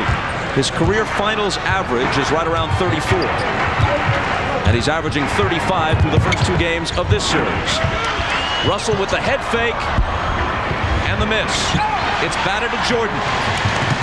And Utah just can't cut in to this 20-point deficit. Make it 22 now. Michael the assist. And Harper could be closing in on a triple-double. I mean, that's just perfect execution. Jordan came off the screen, penetrated, Harper back cut for the dunk. They're just picking them apart right now. Russell blocked by Burrell. Into the arms of Harper. No look, flip back to Scott. 24-point Chicago advantage as they run a clinic on the Utah Jazz. Whoever Scottie Pippen is playing, they're putting him on a guy that's not looking to score. And he is just a roamer. Now he's playing Adam Keefe, and he's trying to disrupt everything they do. If you watch him, he's not even playing Keefe. Malone against Rodman. Harper there with help. Another offensive foul as Malone throws the elbow. And Rodman nods in both agreement and delight. See, Rodman is totally frustrated Karl Malone. Now you look at Jordan here, he's penetrating the lane, and you look at Harper sneaks behind Eisley. There's no help for the dunk. And when you watch Chicago on the fast break, you watch the block by Burrell. I'm gone. Harper over the head, no look pass, two-handed slam dunk. And then back again on defense. Dennis Rodman is in Karl Malone's head right now. Boom. I'm going to give you the elbow. Dennis say, I'll take it, but I'll take the whistle, but that is there for the offensive foul. And you're watching the NBA on NBC. The NBA on NBC is brought to you by Miller Lite, who reminds you that whenever you feel good, it's Miller time. By Toyota, every day belongs to you. Make it count. Toyota every day. And by Warner Brothers' new motion picture Lethal Weapon 4, starting Friday, July 10th at a theater near you. Another view from the Goodyear Blimp Stars and Stripes. This year, Goodyear is doubling its blimp fleet, adding 2 blimps in Europe and 1 in South America. Isaiah, you talked about in the opening that Utah's going to have to do something with Chicago's big 3 scores. They're going to try to slow one of them down. Well, that has not worked today. Scottie Pippen has been great on both ends of the floor. Michael Jordan with a tremendous shot and the 3-point play opportunity. And Toni Kukoc. These 3 guys have combined for 46 of the 66 points. Michael with 20, Kukoc with 16, and Pippen with 10. During that timeout, they were talking not so much about winning the game, but about sealing this early. Listen.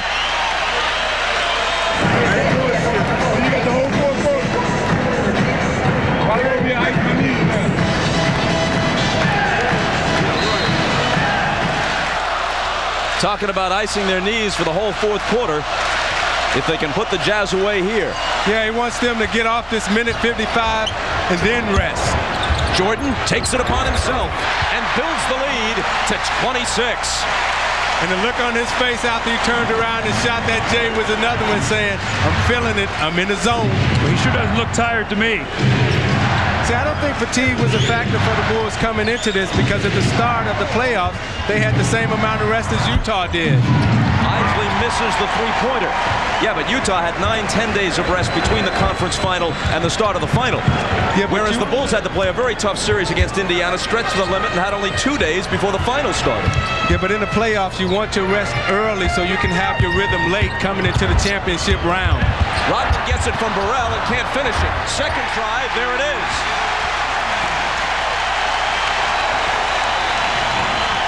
I tell you, I know Jerry Sloan well. I watched him play when he was in high school. And all he's going to tell his team is just keep competing. Keep competing. Carr misses. Keefe had it knocked away by Jordan. and it will belong to Utah.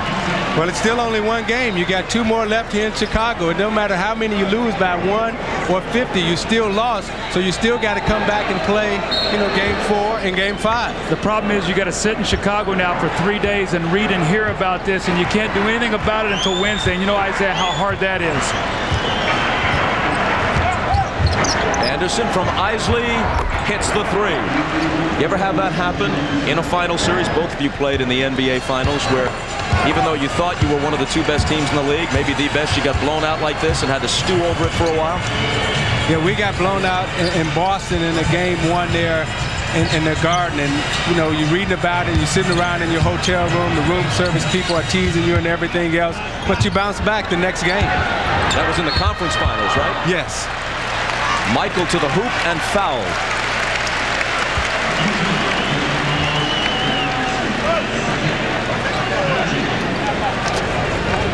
Tonight on NBC, after basketball, the star-studded American Film Institute salute to director Robert Wise immediately after the game, except on the West Coast.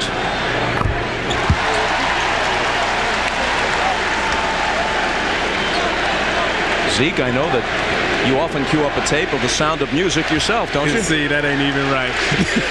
The hills are alive with that Sound of Music for you, Zeke. My daughter loves The Sound of Music. However, when I grew up on the west side of Chicago, my boys wouldn't let me listen to The Sound of Music. Well, West Side Story, which I think Robert Wise also directed, isn't about the west side of Chicago, but we're closer to home, I guess.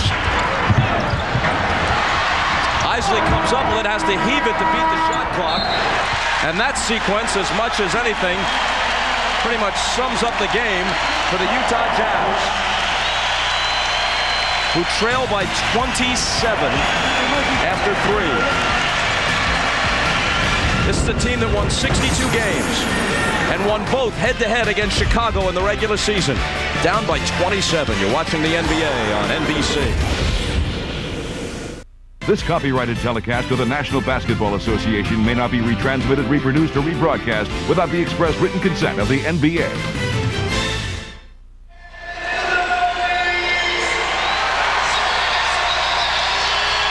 Chicago clicking in all phases of its game, but you've got to start with defense. Going back to the 4th quarter of their Game 2 win at the Delta Center, when they held Utah to just 15 points, and in fact, in Game 1, although they lost in overtime, in the 4th quarter they held them to 12. Over the last 4 quarters, they've allowed only 60 points. A full game's worth of play, only 60 points allowed to the Utah Jazz. It's not just Stockton and Malone. I mean, this is a team with multiple weapons, and Chicago is shutting them down. Jordan begins the 4th quarter on the bench. Kerr is in. Pippen bounced it off his foot, and Keefe picks it up.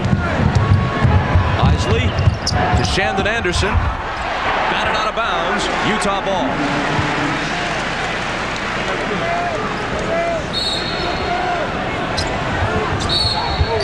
Whistle on the inbound. Offensive foul on the Jazz. Antoine Carr set the moving screen, but it really wasn't his fault because Howard Eisley went too quickly, Isaiah. He never gave him a chance to screen. Yeah, and coming off for a screen, you must wait for the screen to get set. Lambeer used to scream at me constantly because I would get him offensive foul because I was so anxious to move to get to the basketball. Kukoc on the move. Hold on. He stepped out of bounds. Trying to drive the baseline. He stepped on the end line.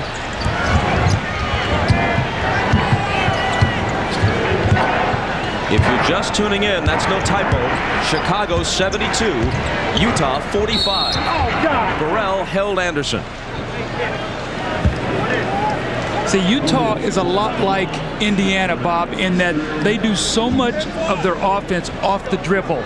And Chicago really can lock into a team like that. Remember with Mark Jackson, you've seen it with the Stockton and Eisley. Chicago does a lot of stuff with the passing on the move, and it's much tougher to defend those kind of teams. Utah came into this series brimming with confidence. Not bravado, but confidence. Anderson with the offensive foul. They had played Chicago tough in the final a year ago. They came back with essentially the same team. Only the 12th man, Jacque Vaughn for Stephen Howard, was different. They had won both regular season games against Chicago head-to-head. They had swept a formidable Laker team in the conference final while the Bulls were stretched to 7 by Indiana. They had the home court advantage. They believed that they had every chance to beat the Bulls, and they still might. But this one has got to take a little wind out of their sails. It's not just a defeat. They're being embarrassed here. And Chicago has got to feel, especially with a couple of days rest at home, that all the momentum belongs to them. Well, Bob, when you lose a heartbreaking game like they lost in Game 2, and you talk to your team and get them ready, that's one thing. When you get embarrassed, you don't have to say much. These guys all have great pride. Eisley steals it from Rodman. Keefe now with the slam. See what happens in the series as it progresses. These two teams know each other so well. You know all their sets, you know all their plays, you know all their tendencies. So the game really breaks down to individual skills and individual talent. And Chicago have more playmakers that can make plays than Utah does at this point in time. Here's Burrell. He gets the roll. Scott Burrell with half a dozen. As Doug noted earlier, Isaiah, if you're going to lose, especially like this, and especially when you're on the road and just sitting around a hotel room, that's when you'd like to play almost right away, not wait till Wednesday night. It doesn't matter. You know, at some point in time, you're going to lose games. You just got to have enough composure, discipline, and concentration to stay true to your character. Pippen, Burrell, how about that? Rodman threw the long touchdown pass. Pippen caught it backpedaling.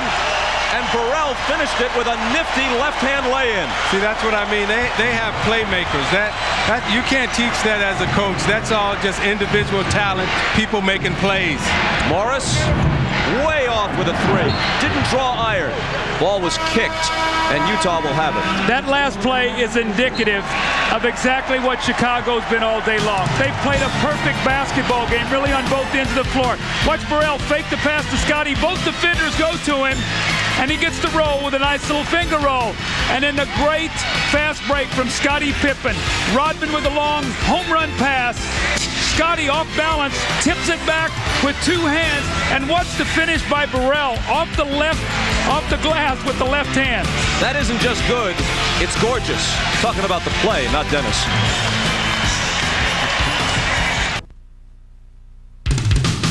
The NBA on NBC is brought to you by Gap, by Cadillac and your Cadillac dealers, and by Mountain Dew, who reminds you to do the do.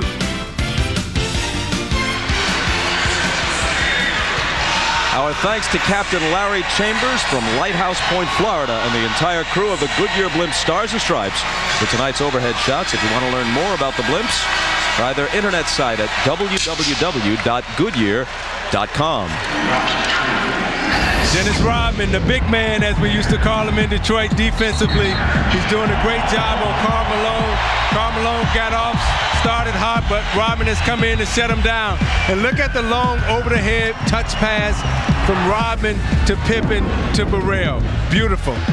Dennis Rodman has been one of the keys to Chicago's defense all season long, and in this series he's done an excellent job in shutting down Malone. Malone and Stockton both on the bench right now with this game out of hand. Morris spinning and hitting off the glass.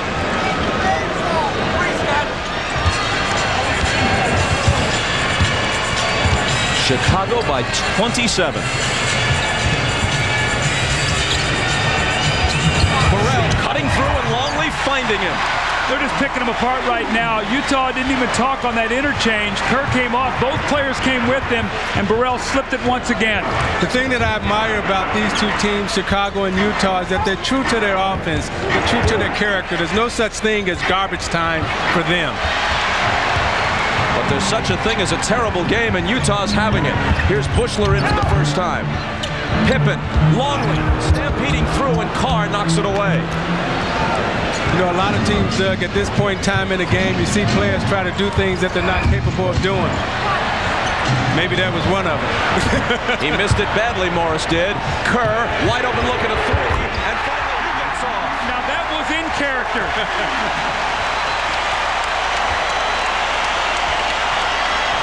That's the shot he should take. The shot he's paid to take and usually makes.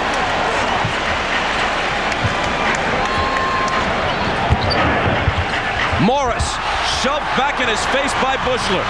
Here comes Kerr to Pippen, who was fouled by Shandon Anderson. If my math is correct, this is now a 32-point lead. He talked about icing his knees for the entire fourth quarter. That's what he can do if he's content with just 24 points.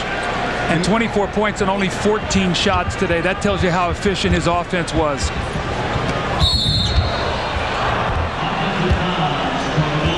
And Longley picks up his fourth, though it scarcely matters now.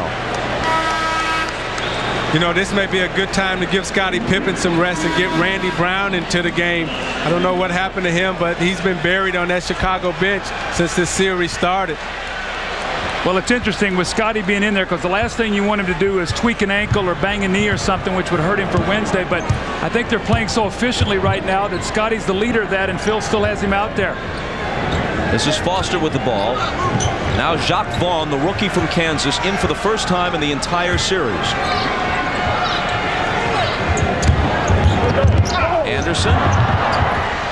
Keefe sends it back outside to Morris. His rainbow is almost banked in for three. Carl. Buechler. Kerr for three again. Good again. He had that shot the first time. He said, I got to get my buddy Judd Buechler from Arizona a shot. He gave it back to him. Got a little piece of tape on the floor. Back-to-back threes now for Kerr.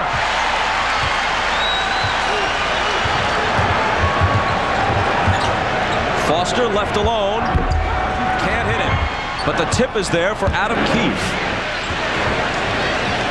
And Bob, remember, this team scored over 100 points twice in the regular season versus Chicago. Shot over 50% in both games. They're sitting on 51 points right now. With 6 minutes to play in the game.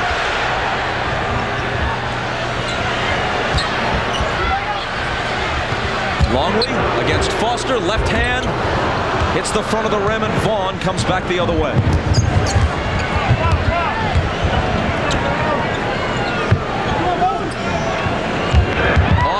Hands. Buechler picks it up. The record low for points in a finals game since the advent of the 24-second clock is 71. The old Syracuse Nats in 1955 and Houston against the Celtics in 81.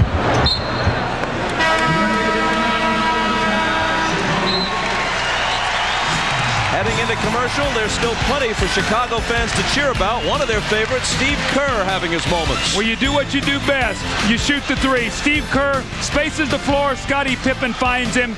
And now Buechler couldn't get his shot off. Steve, you're open. You're hot. Let it go. Back-to-back threes for Steve Kerr. Back-to-back threes and a lead of 33.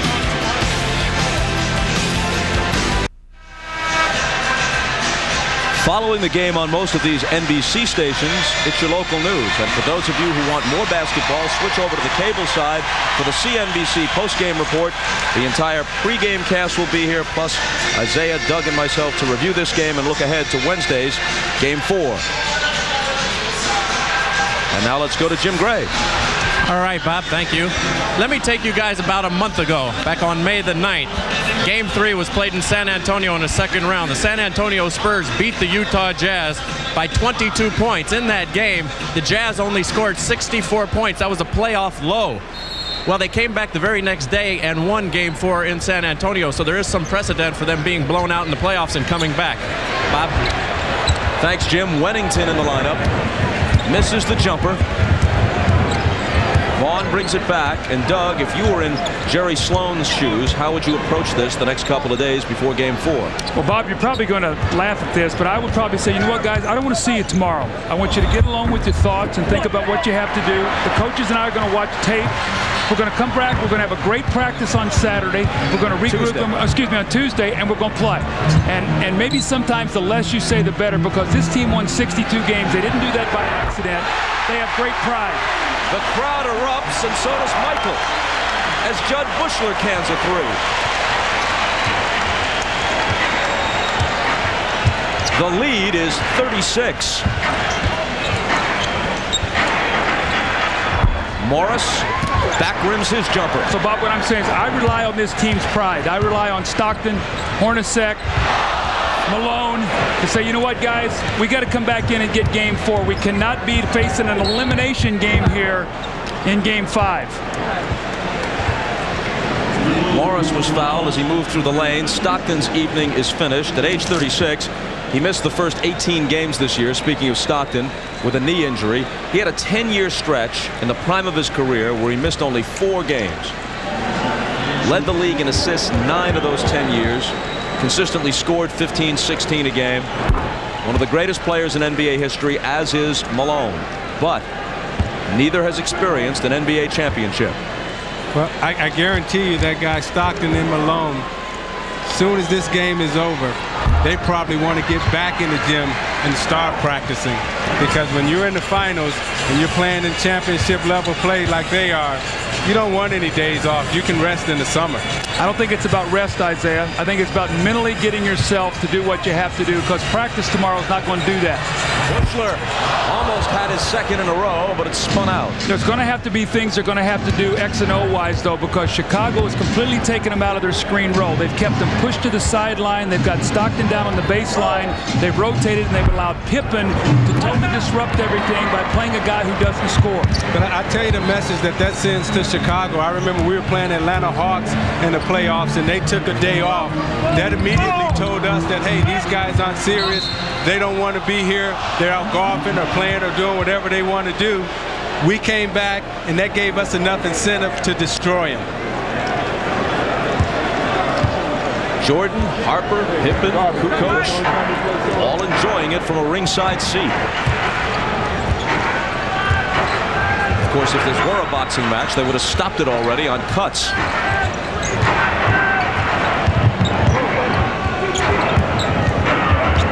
Vaughn.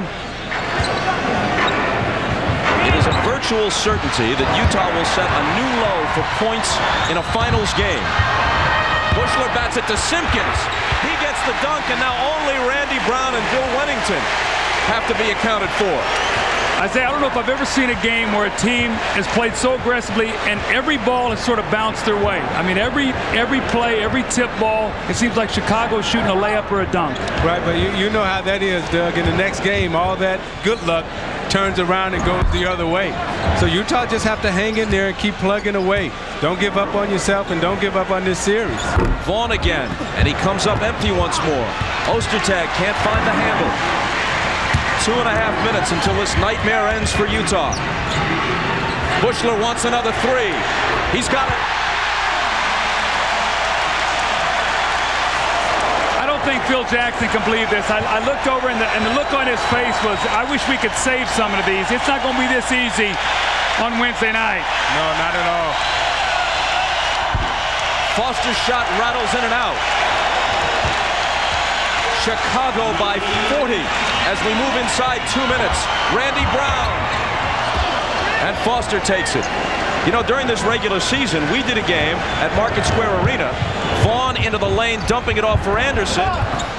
And he can't convert it, in which the Pacers, playing without Rick Smits and Reggie Miller, scored 55 points. That's the record low for any game, regular season or playoffs, since the advent of the 24-second clock. Right now, there's a minute and a half to play, and Utah has just 52.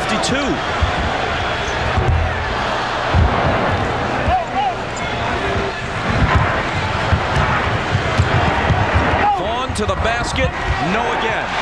Well, Utah's going to break the record, dubious as it is, for fewest points. Randy Brown. He gets his bucket, and now it's only Wennington who hasn't scored among all the players in uniform for Chicago. Utah's going to break the record for fewest points in a finals game, fewest points in a playoff game of any kind, and unless they score 3 points somewhere along the line, Vaughn still can't hit. Ostertag can.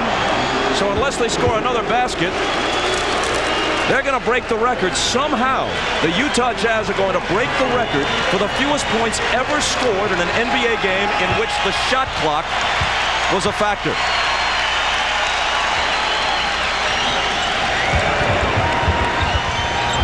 Someone got a piece of Brown's shot. Simpkins was fouled.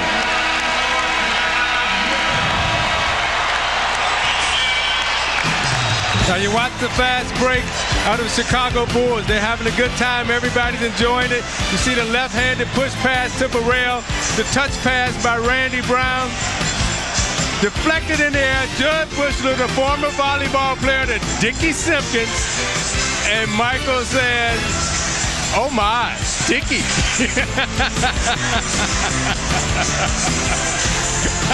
And you're watching the NBA on NBC. Go get it, Zeke.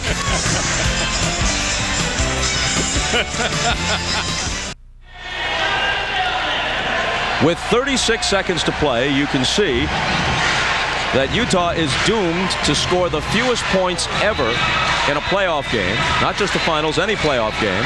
And unless they hit a basket in the next half minute or so, they will somehow in a finals game score fewer points than any team has ever scored in any NBA game. All the tens of thousands of NBA games since the advent of the shot clock. The record low is 55. The Bulls are ahead by 40, which would also represent the largest margin of victory in any NBA Finals game ever. Bob, right now they're sitting on 69 points in their last 5 quarters. They only have 9 points this fourth quarter. That's 12, 15, and 9, the last 3 fourth quarters that Utah has scored. Simpkins missed them both. The ball out of bounds, and let's see who touched it last. Brown did not get in the way of it. He let it go out, and it's a Utah turnover.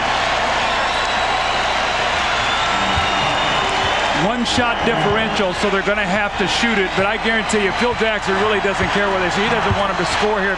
If he could, he'd like for just to hold it and let this game get over with. Wennington, the only Bull who hasn't scored, so let him do it. Well, the evening is complete. Every I has been dotted, every T has been crossed. Vaughn at the buzzer. A total humiliation for the Utah Jazz. Beaten by 42 and held to the lowest scoring output in the history of the NBA. Chicago leads the series 2-1, but somehow it seems like more than that. Ahmad Rashad, surprisingly, has secured Michael Jordan for an interview. Go, Ahmad. Yeah, thanks, Bob. Michael, one thing that you guaranteed before this whole series started was that you were going to have fun. And tonight it looked like you did have a lot of fun. Yeah, I think everybody had a good time. I think we came out, we played hard. You know, the game kind of got lopsided, which is kind of unexpected. We didn't really expect to win this easily, but we put a lot of good effort out there on the basketball court, and you know, the result was that we could relax a little bit in the fourth quarter, and you can see a lot of guys really enjoying themselves. How is it that you turned up the defensive end so strong tonight? We got a good feel in terms of what they're running, you know, and our defense, once we have a good feel, and we can aggressively start to attack them a little bit. And you know, early on in the first quarter, we were probably just observing some of their adjustments, and then once we got a feel for their adjustments, then we begin to become aggressive. All right, congratulations to you. All right, let's go back to Bob. Thanks, Ahmad. And Jim Gray is going to talk with Karl Malone when we come back to the United Center after these messages.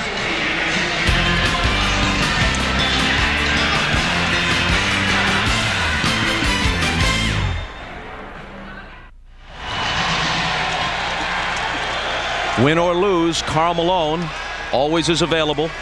And moments ago, he spoke with our Jim Gray. All right, thank you very much, Bob. Karl, this is the lowest output in the history of an NBA game. What happened to the Jazz tonight? We just didn't come ready to play. You give them a lot of credit. You know, we just got old-fashioned butt kicking, so if this don't wake us up, nothing will.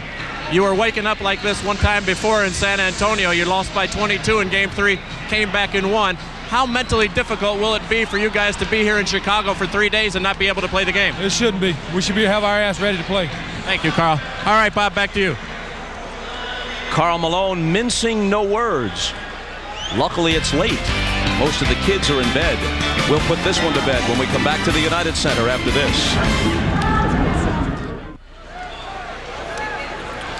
Just take a look at that. It tells an absolutely stunning story as the Bulls take a 2-1 lead in the series. So that brings us to the schedule for games 4 and 5, both in Chicago, each on the air Wednesday and Friday at 9 o'clock Eastern Time. If Utah can win one or both of those games, then the series will come back to the Delta Center for games 6 and 7.